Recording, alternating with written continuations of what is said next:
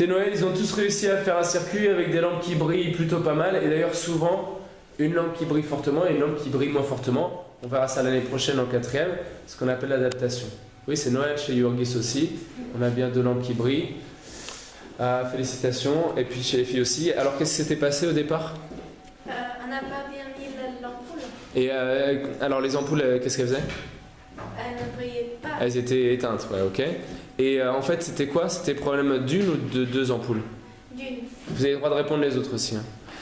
C'était problème d'une ampoule et on verra plus tard que s'il y a une ampoule qui n'est pas bien vissée, toutes les ampoules ne brillent pas dans un circuit comme ça.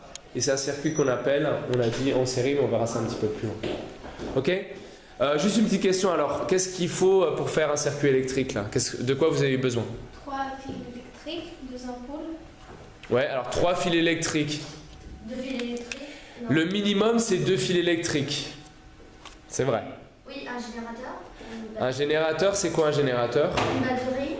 Une batterie dans ce cas. Une batterie c'est un exemple, en fait on dit une pile en français. Ok, une batterie c'est un peu différent. Vous savez la différence entre pile et batterie justement? Peut-être une batterie c'est pour les téléphones ou quelque chose comme ça. Oui, alors donc... Instrument de musique. Non, alors non, la différence est dans la fonction en fait, c'est dans ce que ça peut faire. Eh ben, on l'utilise dans les téléphones, dans ce qu'on a besoin en fait d'utiliser régulièrement. On peut recharger quoi? On peut recharger quoi? La batterie, alors que la pile, on la consomme et puis après on la met dans des poubelles spéciales.